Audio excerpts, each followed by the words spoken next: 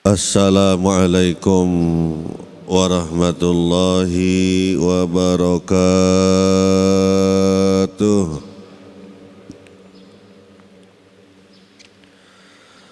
Alhamdulillah, nahmaduhu wa nasta'inuhu wa nastaghfiruh. Ashhadu an la ilaha illallah wahdahu la syarika lah. Wa ashhadu anna Muhammadan abduhu wa rasuluh la nabiyya ba'dah.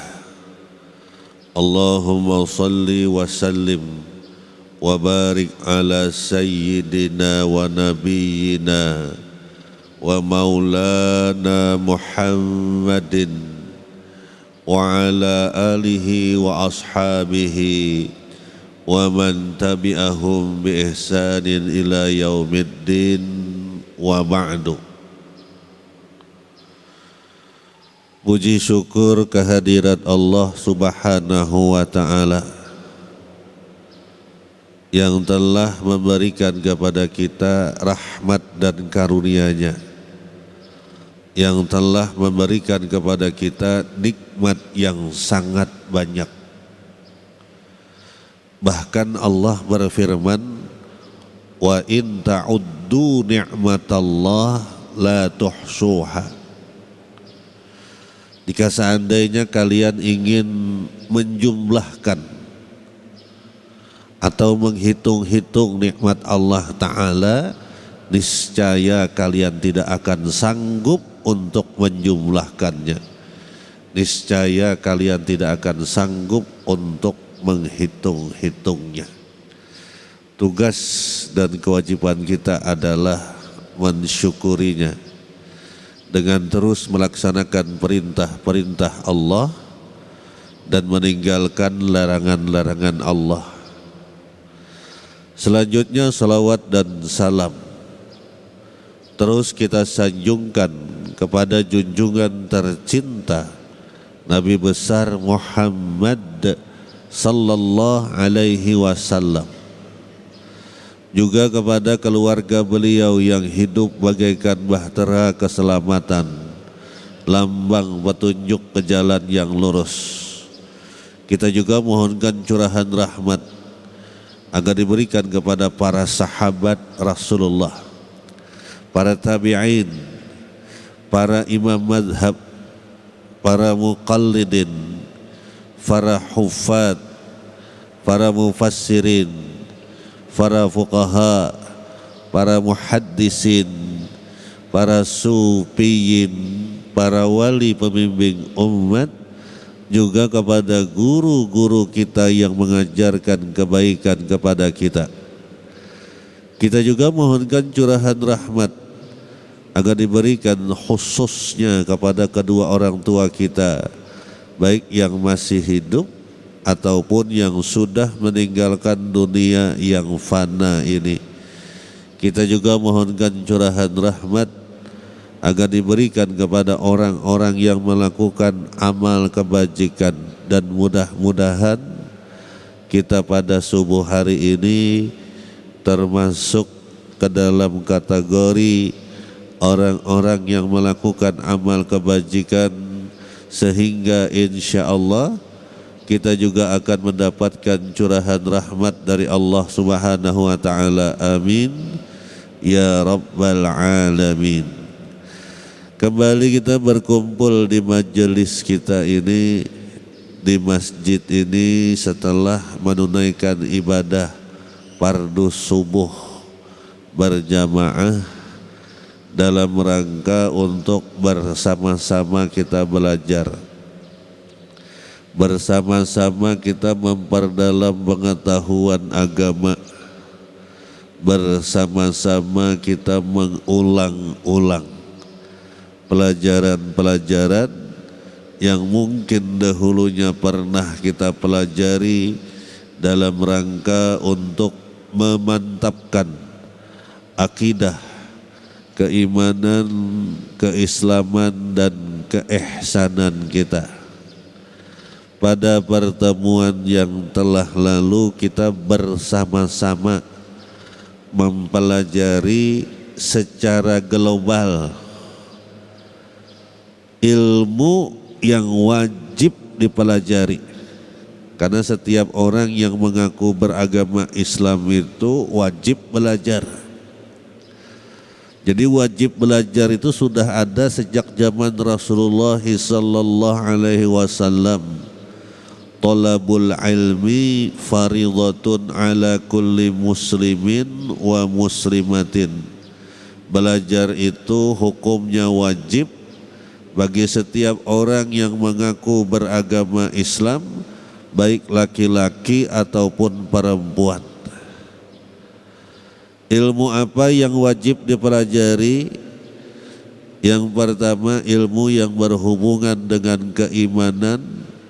Yang kedua, ilmu yang berhubungan dengan keislaman. Yang ketiga, ilmu yang berhubungan dengan keihsanan. Jadi ada iman, ada Islam, ada ihsan. Ketiga-tiganya wajib dipelajari. Apabila tidak dipelajari karena hukumnya wajib, maka berdosa bagi yang tidak mempelajarinya. Sekali lagi, mempelajarinya adalah hukumnya wajib. Bagi mereka yang tidak mempelajarinya berdosa. Ketiga ilmu ini wajib dipelajari, tujuannya supaya kita selamat di dunia, selamat di alam barzah, selamat di akhirat.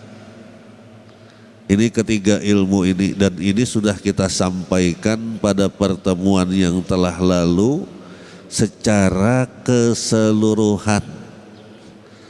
Apabila kita berbicara tentang iman, itu berarti kita berbicara tentang hakikat. Cuman di masyarakat kita kalaunya bertanya pelajaran apa tadi subuh, pelajaran hakikat, hati-hatilah. Nah, seakan-akan ada ketakutan. Kenapa demikian? Karena ada orang yang mengajarkan pelajaran hakikat yang menyimpang dari apa yang disampaikan oleh Allah dan Rasulnya. Ini yang dikatakan di masyarakat, berhati-hatilah karena ada yang menyimpang. Kalau yang kita pelajari yang lurus-lurus saja.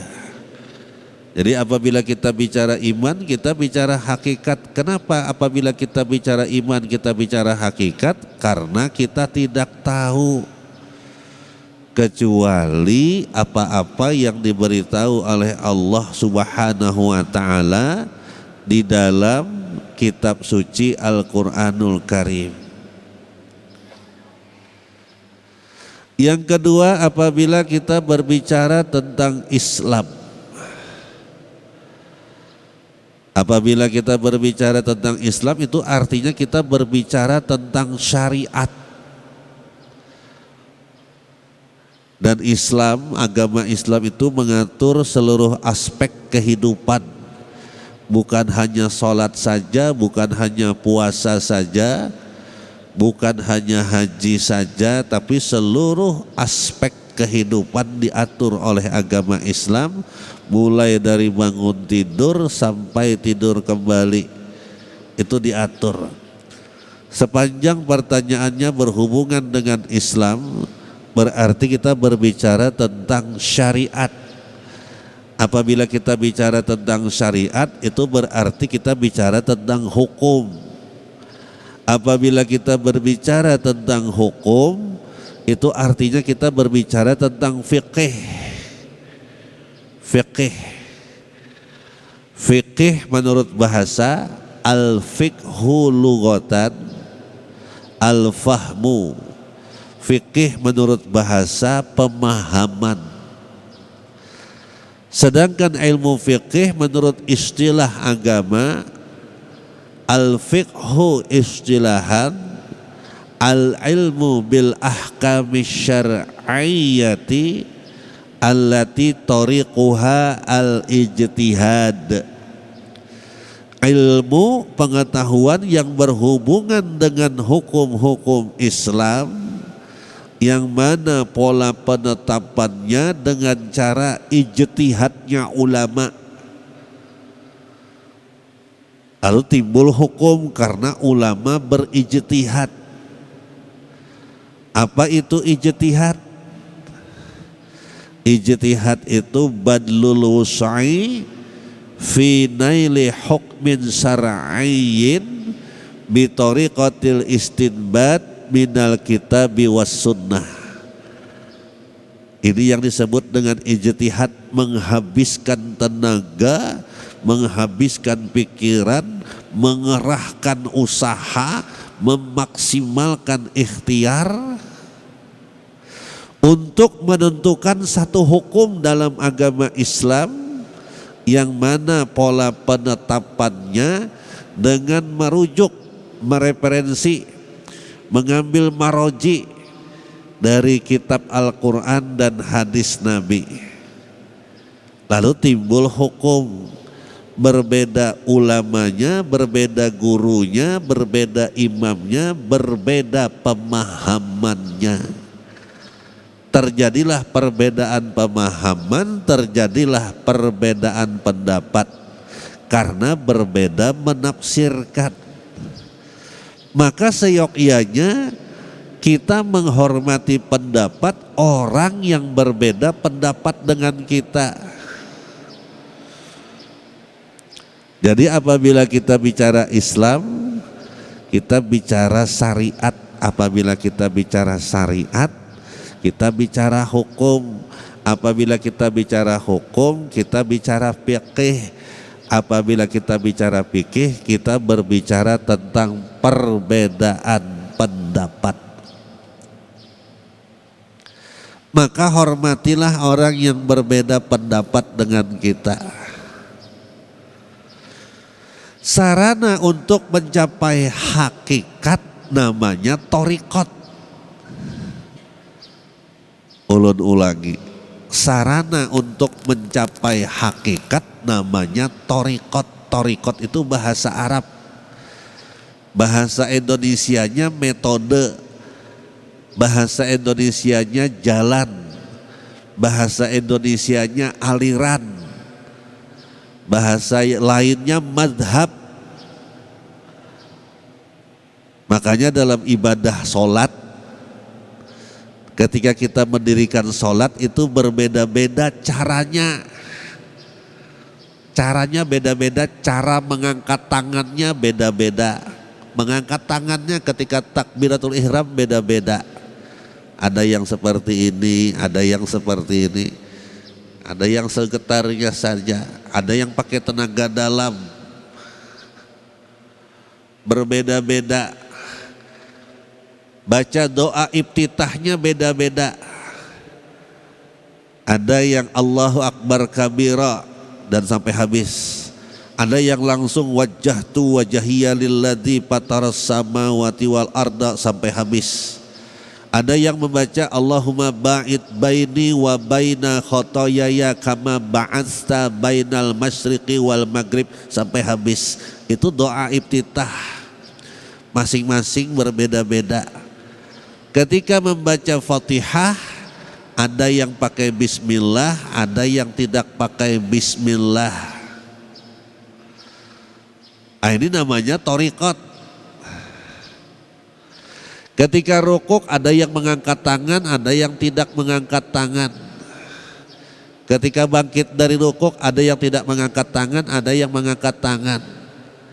Ketika sujud ada yang lutut duluan, ada yang tangan duluan. Ketika sujud itu thariqat. Masing-masing ada riwayatnya, ada hadisnya. Pernah dikerjakan Nabi. Nabi Muhammad itu pernah ketika sholat lutut duluan.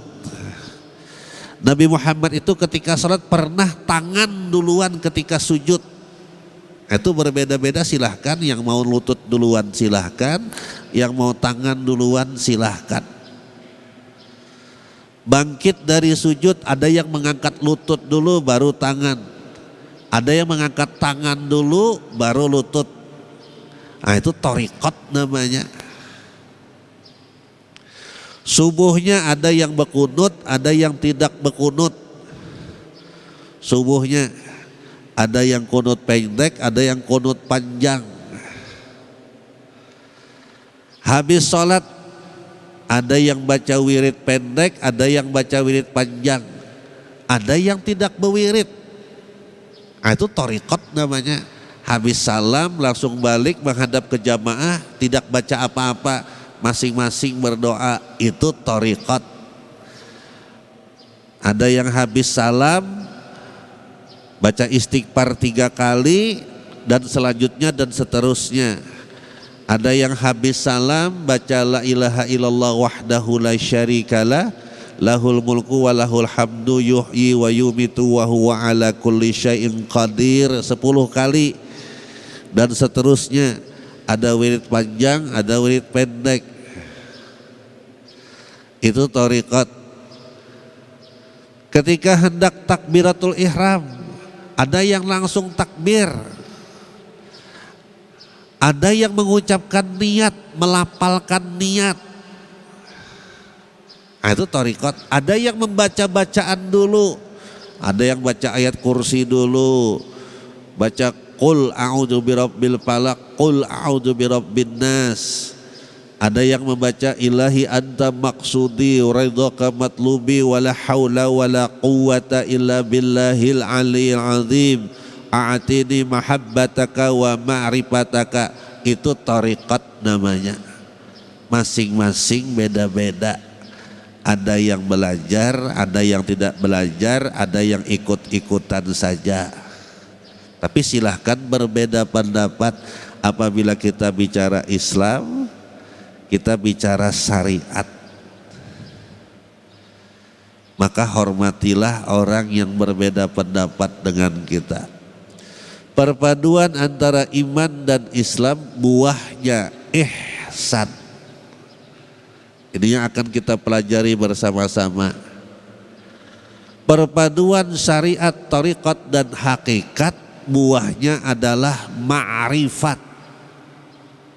Buahnya. Jadi Islam dan iman itu harus berpadu, tidak bisa dipisahkan. Tapi silahkan berbeda pendapat, sekali lagi silahkan berbeda pendapat, karena ada tuan guru, ada ulama yang mengatakan setiap orang yang mengaku beragama Islam belum tentu mukmin, dan setiap orang yang mengaku beriman pasti muslim. Ada yang mengatakan demikian, silahkan. Saya ikut apa yang disampaikan oleh guru saya. Setiap orang yang mengaku beragama Islam wajib beriman. Setiap orang yang mengaku muslim wajib mukmin. Setiap orang yang mengaku beriman harus muslim. Setiap orang yang mengaku mukmin wajib beragama Islam. Tidak bisa dipisahkan antara satu dengan yang lainnya. Tapi perlu diketahui Pak, perlu diketahui Bu, di masyarakat kita itu ada istilah Islam keturunan, ada istilah Islam KTP, ada istilah Islam abangan, ada istilah Islam kejawen, istilah-istilah di masyarakat. Tapi dalam pelajaran kita, Islam dan iman tidak bisa dipisahkan. Setiap orang yang mengaku beragama Islam wajib mukmin, wajib beriman. Setiap orang yang mengaku beriman wajib muslim. Hasilnya kalau sudah bersatu, buahnya ihsan. Ihsan itu bahasa Arab, bahasa Indonesianya baik, pasti baik. Jadi kalau sudah Islam dan iman itu berpadu, pasti baik. Bukan insya Allah baik, orangnya pasti baik. Kalau ada yang mengaku beragama Islam, mengaku beriman lalu tidak baik, maka perlu dipertanyakan keislamannya. Kalau ada orang yang mengaku beriman dan beragama Islam dalam kehidupan sehari-hari dia tidak baik, perlu dipertanyakan keimanannya. Karena setiap orang yang beriman itu wajib baik, harus baik.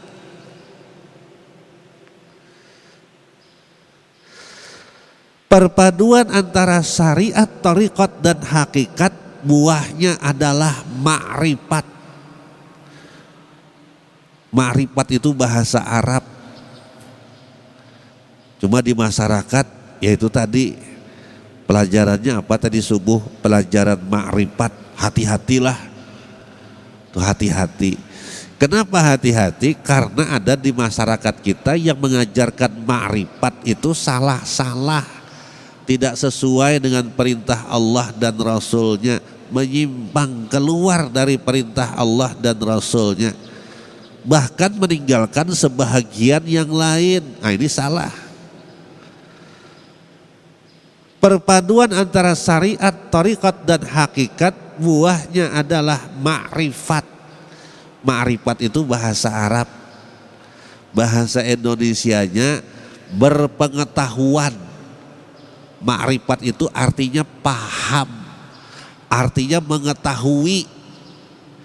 Apa yang diketahui? Mengetahui bahwasanya Allah itu maha melihat, mengetahui bahwasanya Allah itu maha mendengar, mengetahui bahwasanya Allah itu maha mengatur. Jadi Allah itu bukan diatur, tapi mengatur. Yang terjadi di masyarakat kita, kebanyakan masyarakat muslim itu mengatur Tuhan.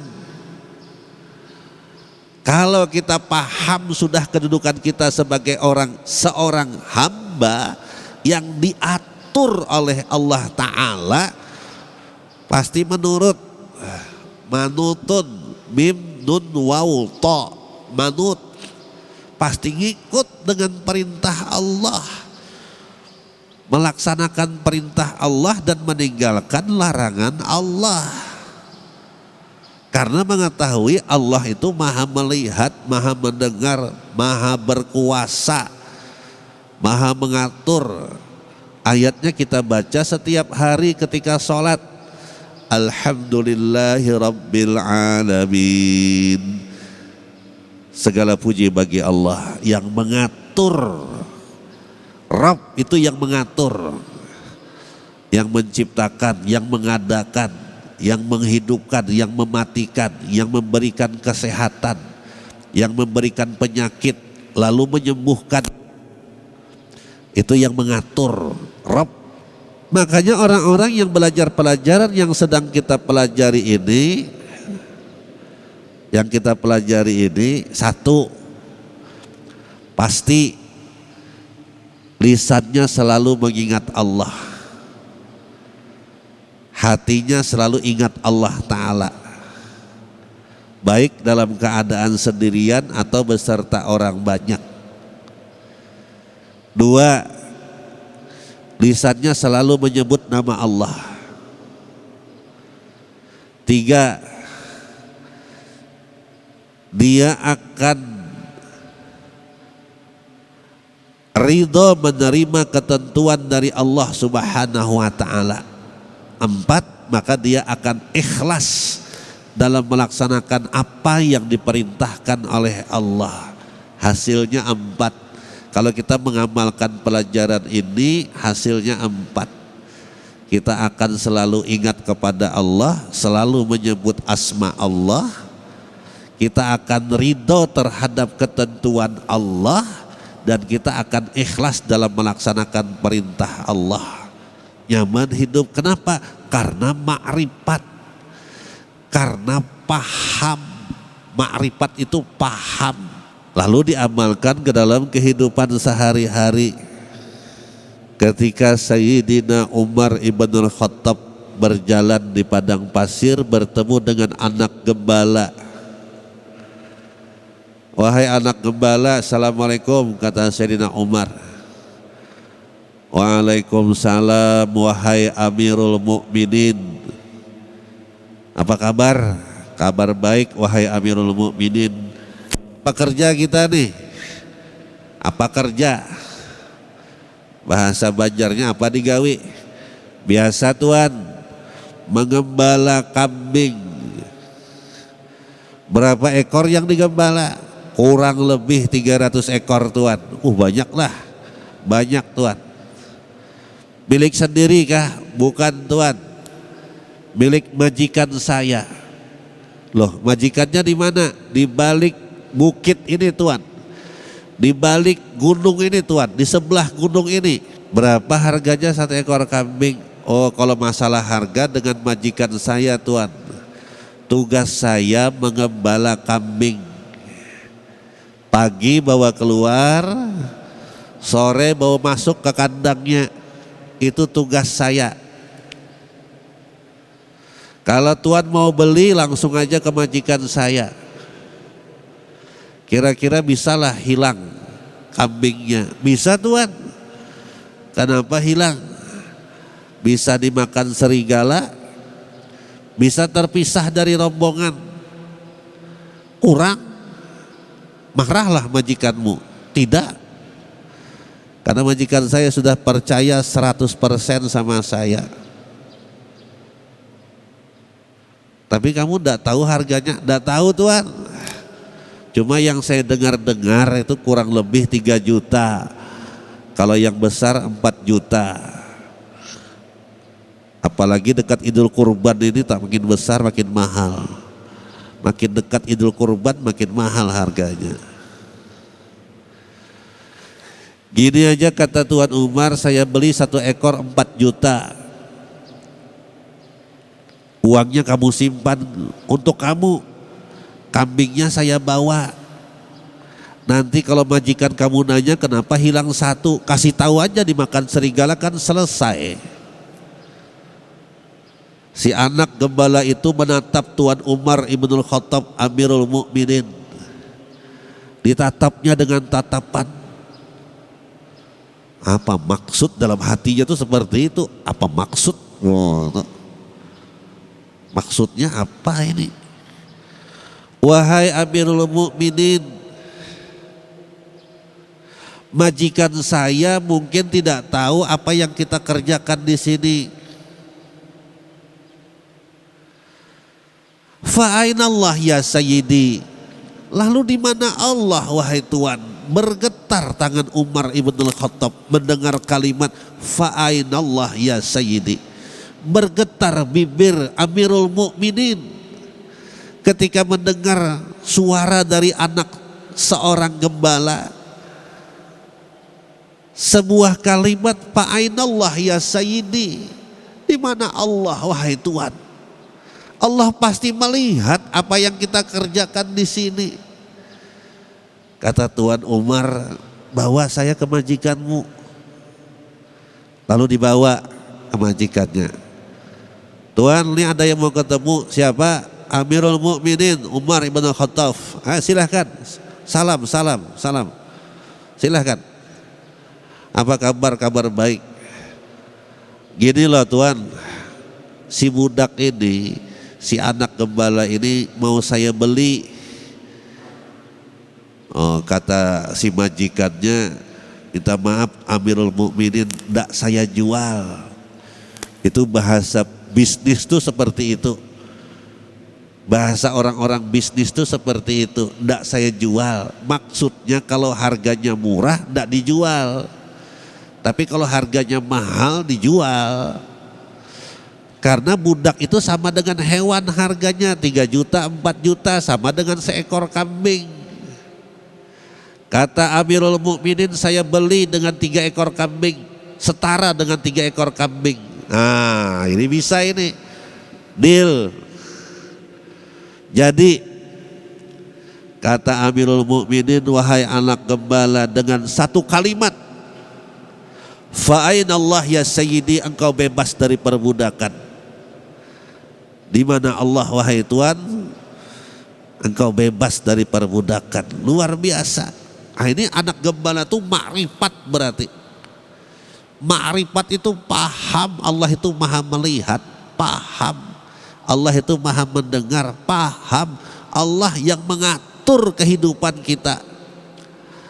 Jadi tidak khawatir lagi menjalani kehidupan ini, sudah tidak khawatir. La khaufun alaihim walahum yahzanun. Tidak ada ketakutan bagi mereka yang sudah mantap imannya kepada Allah dan tidak bersedih hati mereka menjalani hidup ini.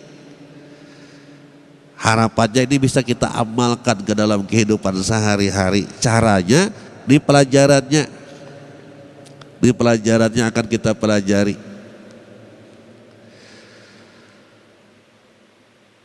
Yang pertama, ilmu itu adalah cahaya. Ilmu itu adalah cahaya. Al ilmu nurun. Ini bahasa Arab, bukan bahasa Banjar. Ulama Arab mengatakan al ilmu nurun. Lalu orang Banjar umpat juga. Ilmu itu menurun dari bapaknya ke anaknya. Nah, itu lalu seperti itu di masyarakat kita. Menjadi baku di masyarakat kita, padahal tidak harus. Makanya kalau orang tuanya penyanyi, anaknya penyanyi.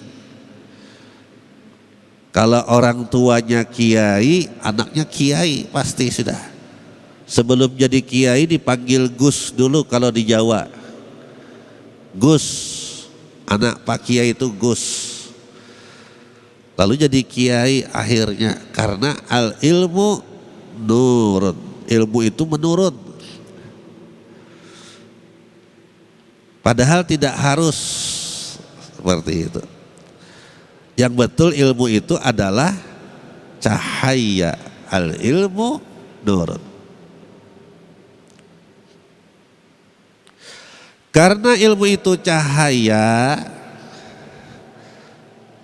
dan cahaya itu adalah milik Allah Ta'ala, maka kita harus membersihkan diri kita supaya bercahaya. Ada 3 metode untuk membersihkan diri. Supaya kita bisa mendapatkan cahaya itu ada 3 cara, 3 metode.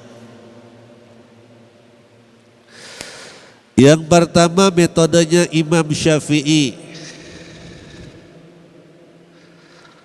Semoga Allah mengasihi beliau.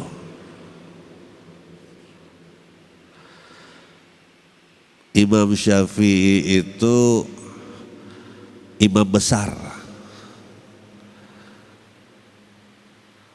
Umur 7 tahun hafal Quran.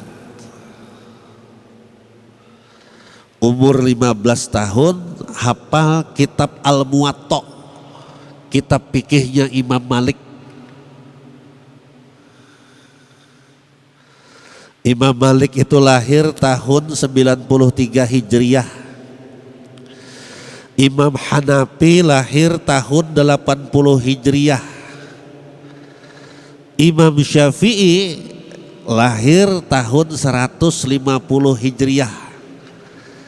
Imam Hanafi wafat meninggal tahun 150 Hijriah. Jadi Imam Syafi'i tidak bertemu dengan Imam Hanafi, tapi Imam Syafi'i bertemu dengan Imam Malik, berguru. Jadi muridnya Imam Malik, bahkan pernah mengajar kitab fikihnya Imam Malik Al-Muwatta.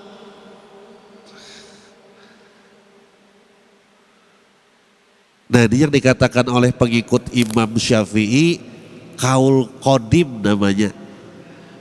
Jadi kalau pian-pian berataan Pak, pian-pian berataan Bu, pengikutnya Imam Syafi'i, ada kaul qadim, ada kaul jadid.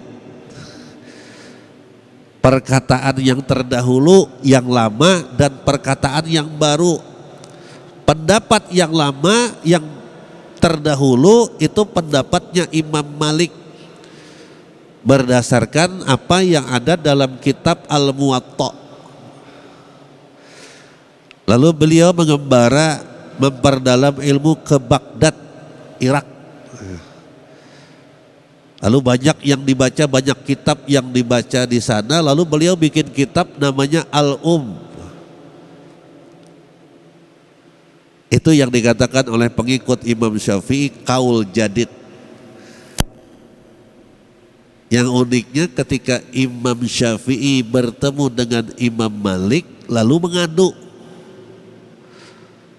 Dalam perkataan Imam Syafi'i, sakautu ilal waqi su'ahibzi fa'arsadani bi antarkil ma'ashi wa akhbarani bi annal ilma nurun wa nurullah la yuhdal lil ashi. Yang artinya, kata Imam Syafi'i, aku mengadu kepada guruku Waqi. Waqi itu gelar. Ulama berbeda menafsirkan siapa itu Imam Waqi. Ada yang mengatakan itu ngaran sidin memang Waqi. Ada yang mengatakan itu gelarnya Imam Malik. Ulun ikut pendapat Kiai ulun, guru ulun, itu gelarnya Imam Malik, Waqi. Makanya tuan-tuan guru tuh bisi gelar. Kadang-kadang kita menyebut gelar raja, nama. Termasuk Imam Syafi'i itu gelar raja. Gelar, kita sering menyebut gelar raja. Nah, itu adab biasanya, babnya bab adab. Di Kalimantan Selatan itu ada Syekh Kiai Haji Muhammad Arsyad Al-Banjari. Kalau orang-orang pernah berguru dengan beliau tidak berani menyebut nama. Orang menyebutnya guru Kalampayan. Di Martapura itu ada, minta maaf, menyebut nama almarhum Kiai Haji Zaini bin Abdul Ghani. Orang-orang yang berguru dengan beliau menyebutnya abah guru sekumpul. Bila abah guru sekumpul itu milik sidin berarti sudah. Tapi kalau orang-orang yang bergurunya sesekali aja menyebutnya guru ijai. Tapi yang belajar betul-betul menyebutnya abah guru sekumpul, itu gelar.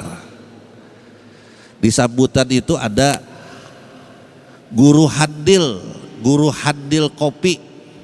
Kalau pian pernah belajar tasawuf, belajar Nur Muhammad, itu di handil kopi itu bahari dulu ada guru handil kopi, Kiai Haji Ahmad Zaini, itu guru handil kopi. Di handil 2 itu ada guru masdar bahari, almarhum guru masdar, orang menyebutnya guru handil. Di Bandang itu ada guru Kiai Haji Tajudin, orang menyebutnya guru Bandang. Jadi gelar yang disebut. Jadi tiap-tiap guru itu ada gelar. Termasuk Imam Bukhari itu gelar. Imam Bukhari itu gelar. Kebanyakan guru-guru itu bergelar. Aku mengadu kepada guruku Waqi tentang susahnya menghafal. Yang kada habis pikir ulun ketika membaca butiran hikmah ini, orang sekelas Imam Syafi'i mengadu kepada gurunya tentang susahnya menghafal. Kada kawa ulun bayangkan itu, umur 7 tahun hafal Quran, umur 15 tahun hafal kitab Al-Muwatta. Kitab Al-Muwatta Imam Malik, bukan hafal aja, hafal halamannya, judulnya, baris-barisnya hafal, letak-letaknya hafal.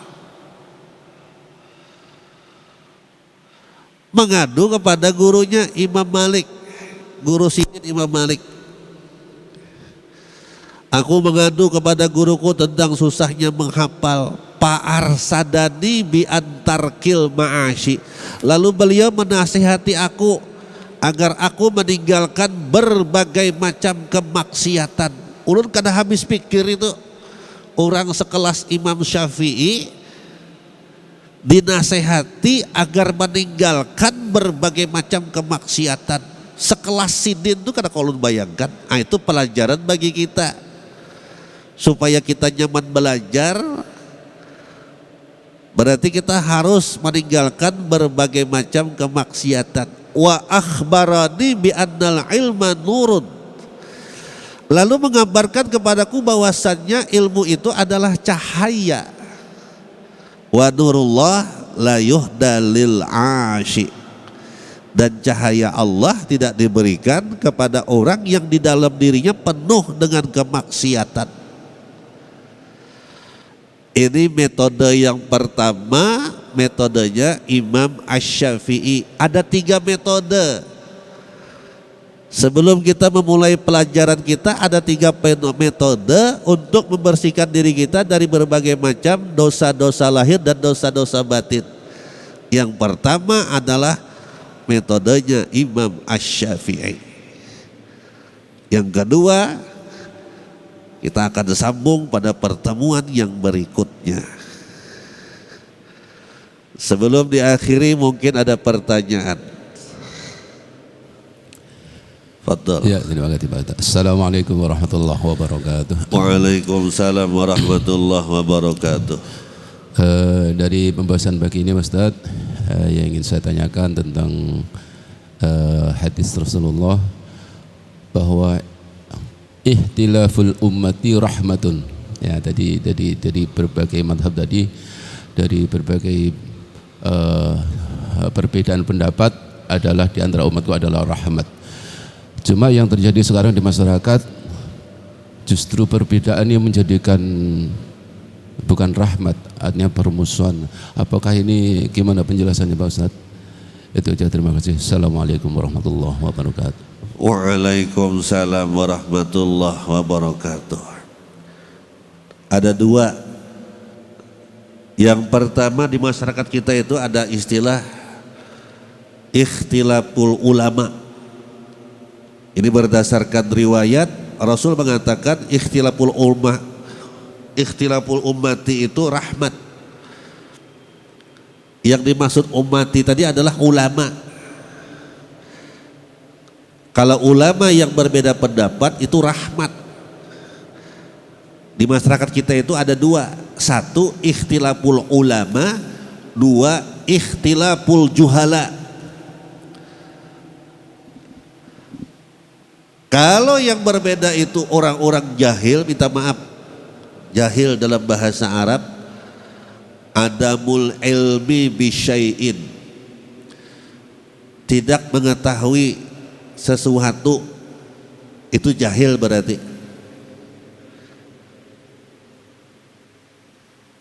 Yang terjadi di masyarakat kita itu ada 2, bisa ikhtilaful ulama, bisa ikhtilaful juhala, jahil. Kalau yang berbeda itu ulama, rahmat. Imam Malik berbeda dengan Imam Hanafi. Imam Malik bisi murid Imam Syafi'i. Jadi imam besar. Pendapatnya berbeda antara Imam Syafi'i dengan Imam Malik. Imam Syafi'i mengatakan Bismillahirrahmanirrahim itu bagian dari Fatihah. Imam Malik mengatakan Bismillahirrahmanirrahim itu bukan bagian dari Fatihah. Imam Malik mengatakan subuh itu tidak berkunut. Imam Syafi'i mengatakan subuh itu berkunut. Tapi antara mereka saling menghormati. Nah, itu rahmat. Saling menghormati. Bukan saling mencela, bukan saling menjatuhkan. Kenapa mereka saling menghormati? Karena ilmunya luas. Luas. L-U-W-A-S, luas. Karena ilmunya luas. Kenapa terjadi perbedaan di masyarakat lalu terjadi perseteruan? Yaitu karena tadi ilmunya sempit. Ulun mengutip perkataan Profesor Dr. Kiai Haji Abdul Malik Karim Amrullah, atau yang kita kenal dengan gelar beliau Buya Hamka. Karena Indonesia itu suka menyingkat-nyingkat, nyingkat nama. Haji Abdul Malik Karim Amrullah disingkat Hamka, dipanggil Buya Hamka. Bapak Susilo Bambang Yudhoyono disingkat SBY. Bapak Joko Widodo disingkat Jokowi, ya kan? Disingkat. Orang Indonesia itu suka menyingkat-nyingkat dan suka menyebut ujung-ujungnya saja. Itu Indonesia banget. Ulun mengutip perkataan Profesor Dr. Kiai Haji Abdul Malik Karim Amrullah, atau yang biasa dikenal dengan Buya Hamka. Kata beliau, ketika saya membaca beberapa kitab, apa yang tidak ada di kitab itu bid'ah, apa yang tidak ada di kitab itu haram, apa yang dikatakan di kitab itu bid'ah, apa yang dikatakan di kitab itu haram, maka saya katakan bid'ah haram.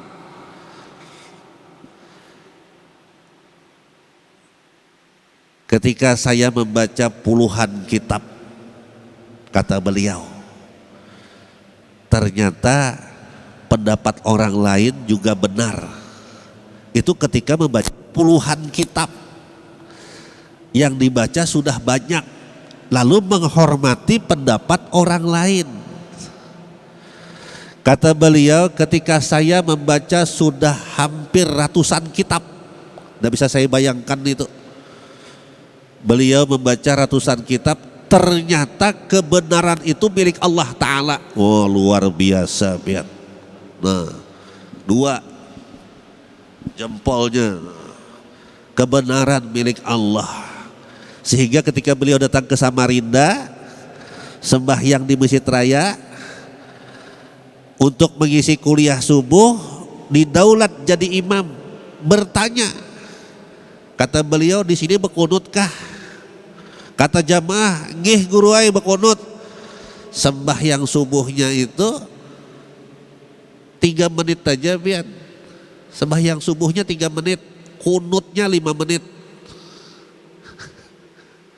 Yang kolesterol asam urat tuh menggitir, biar. Panjang kunut sidin sekalinya. Sidin hafal kunut panjang. Bukan hanya membaca tapi hafal doa kunut yang panjang. Sebelumnya beliau anti kunut. Dan itu yang ada di media-media sosial, kunut bid'ah, kunut bid'ah. Ya kan, yang ada di media sosial itu sama. Ulun memandangnya itu Buya Hamka masih muda. Mudah-mudahan Tuhan kena sadar. Berdoa kita. Mudah-mudahannya sadar kena. Setelah Tuhan kena sadar sidin tuh nah. Mana pernah Imam Syafi'i berkunut, kayak pernah melihat sidin berkunut aja lagi. Silahkan berbeda pendapat. Yang penting kalau perbedaan ulama itu rahmat. Di umatku kalau berbeda, ulama yang berbeda rahmat. Tapi kalau yang berbeda itu orang-orang jahil, itu bencana. Apalagi di situ ada kecurangan, ada tipu daya, ada hal-hal yang banyak bertentangan dengan perintah Allah dan Rasulnya, itu membahayakan. Jadi kalau yang berbeda itu orang-orang yang sedikit ilmunya itu mengerikan, sudah sedikit ilmunya suaranya nyaring. Itu yang dikatakan oleh peribahasa tong kosong, nyaring bunyinya. Tapi ada juga yang nyaring berisi, nah itu yang bagus itu. Nyaring bunyinya tapi isinya hibak penuh. Bisalah kita menjadi tong kosong yang nyaring, tong hibak yang nyaring bunyinya. Luar biasa, pian kalau yang bisa itu. Manggah banar pian hibak nyaring bunyinya. Luar biasa. Itu yang diajarkan guru ulun kepada ulun, jadilah tong yang penuh, yang berisi, nyaring bunyinya. Itu. Di mana-mana tong kosong pasti nyaring bunyinya, apalagi seng besi tong tong tong tong nyaring. Kalau jam isi duk duk duk. Nah, kan perbedaannya di situ. Jadi kira-kira demikian. Bencana itu kalau yang berbeda orang-orang jahil. Kalau yang berbeda itu ulama, rahmat. Saling menghormati. Silahkan saling hormati. Karena semuanya benar. Karena kebenaran milik Allah Ta'ala. Apa yang kita katakan benar sekarang itu 5 tahun akan datang benar belum tentu. Tidak usah jauh-jauh Pak. Tidak usah jauh-jauh Bu. Dulu orang mengatakan ditanamkan kepada diri kita mulai sejak SR, sekolah rakyat, SD, SMP itu ditanamkan bahwasannya matahari itu terdiri dari 9 planet, 1 susunan tata surya. Tahun 2006 Pluto itu dibatalkan jadi planet, berubah. Berarti 8 aja. Sejak kita SD ditanamkan bahwasanya di alam semesta itu ada 1 galaksi, tidak lama berubah. Ada 2 galaksi, nah itu berubah. Ilmu itu berubah-ubah.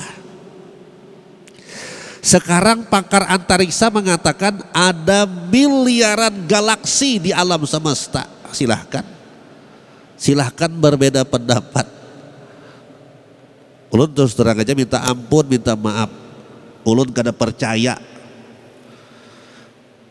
kalau di alam semesta itu ada miliaran galaksi. Ulun kada percaya. Berarti ada miliaran matahari. Tapi silahkan berbeda pendapat. Ulun kada menyalahkan. Tapi silahkan berbeda pendapat. Ulun kada percaya aja. 2 aja kada percaya ulun. Ada 2 galaksi, Bima Sakti dengan Andromeda. Galaksi Bima Sakti dengan galaksi Andromeda. Silahkan berbeda pendapat. Ulun ikut pendapat guru ulun bahwasannya di alam semesta itu hanya ada 1 susunan tata surya. 1 aja. Ujar Sidin planetnya sembarang aja sih kan, barang aja. Yang penting 1 aja susunannya. Bumi itu Allah menciptakan 1 aja. Matahari itu Allah menciptakan 1 aja. Bulan itu Allah menciptakan 1 aja. Berdasarkan ayat Quran, dan sampai sekarang ulun ikuti itu. Tapi ulun kada menyalahkan pendapat orang lain. Berdasarkan ayat Al-Quran, wasyamsu tajri li mustaqarril laha dzalika taqdirul azizil alim wal qamara qaddarnahu manazila hatta ada kal urjunil qadim. Itu ulun pegang sampai sekarang. Silahkan berbeda pendapat, tapi silahkan. Kira-kira demikian. Kurang lebihnya ulun minta ampun, minta maaf, minta ikhlas, minta ridho, minta halal. Mudah-mudahan ada manfaatnya, mudah-mudahan bisa kita amalkan ke dalam kehidupan sehari-hari. Mudah-mudahan Allah memberikan petunjuknya kepada kita semua agar kita selamat di dunia, selamat di akhirat. Al-Fatihah. A'udzu billahi minasy syaithanir rajim. Bismillahirrahmanirrahim. Alhamdulillahi rabbil alamin. Arrahmanir rahim. Maliki yaumiddin. Iyyaka na'budu wa iyyaka nasta'in. Ihdinas siratal mustaqim. Siratal ladzina an'amta 'alaihim ghairil maghdubi 'alaihim waladdallin. Amin. آمين آمين. أعوذ بالله من الشيطان الرجيم. بسم الله الرحمن الرحيم. الحمد لله رب العالمين، والصلاة والسلام على أشرف الأنبياء والمرسلين سيدنا ومولانا محمد وعلى آله وصحبه أجمعين. اللهم أخرجنا من ظلمات الوهم واكرمنا بنور الفهم، وافتح لنا أبواب العلم وزينا بالأخلاق الحسنة والحلم. اللهم نور قلوبنا بنور هدايتك كما نورت السماوات والأرض أبدا أبدا برحمتك يا أرحم الراحمين. اللهم ربنا آتنا في الدنيا حسنة وفي الآخرة حسنة وقنا عذاب النار. سبحان ربك رب العزة عما يصفون وسلام على المرسلين والحمد لله رب العالمين. فتقبل الله منكم. Wassalamualaikum warahmatullahi wabarakatuh.